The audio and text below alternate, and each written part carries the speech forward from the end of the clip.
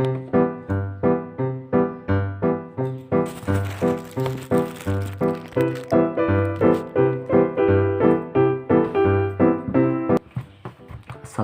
warahmatullahi wabarakatuh. Nama saya Lutfi Arkanisa Putra dari kelas 11 IPS 3 akan menceritakan sebuah pengalaman yang menurut saya lucu, tapi saya tidak yakin kalau ini lucu bagi yang dengerin ya. Pada hari Rabu 21 September 2016, pagi itu aku dijemput oleh temanku Dwi buat berangkat ke sekolah barengan. Kita berangkatnya naik sepeda. Pas udah deket dengan sekolah, Dwi tiba-tiba nyuruh berhenti. Lalu kemudian dia ngomong, mau balapan gak? Yang terakhir sampai di garasi bakalan traktir. Karena aku tipe orang yang pelit, tapi pengennya makan gratis, jadi aku terima aja tantangannya. Awalnya Dwi sempet mimpin, saat balapan itu Dwi sempet mimpin, tapi dia tiba-tiba berhenti ngengkur, kayak pasrah gitu. Lalu pas aku udah ngejar, aku toleh mukanya, dia datar aja ternyata. Dia nggak marah, nggak sedih, nggak kesel, datar aja gitu.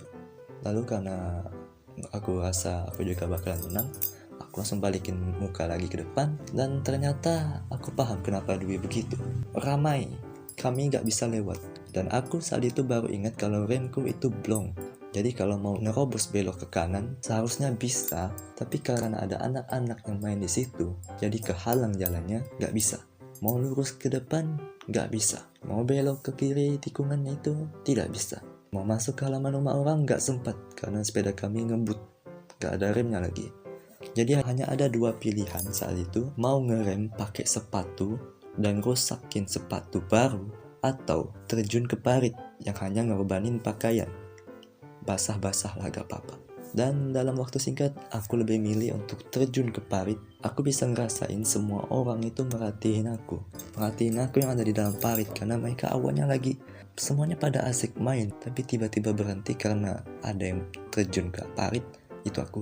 Dan dari situ aku bisa dengerin kalau yang ketawa itu hanya ada satu orang, dan itu adalah Edo. Karena dengar Edo ketawa, aku juga akhirnya ketawa sih, meskipun cuma di dalam hati. Tapi senang lah gitu, masih bisa ngehiburin orang gitu kan, meskipun malu.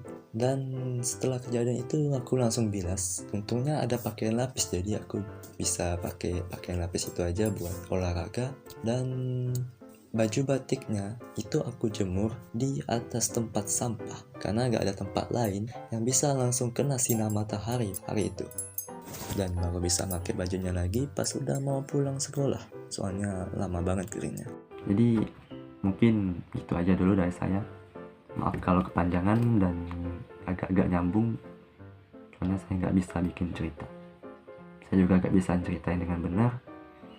Gambaran saya juga asal itu pakai mouse soalnya. Sekian dari saya. Wassalamualaikum warahmatullahi wabarakatuh.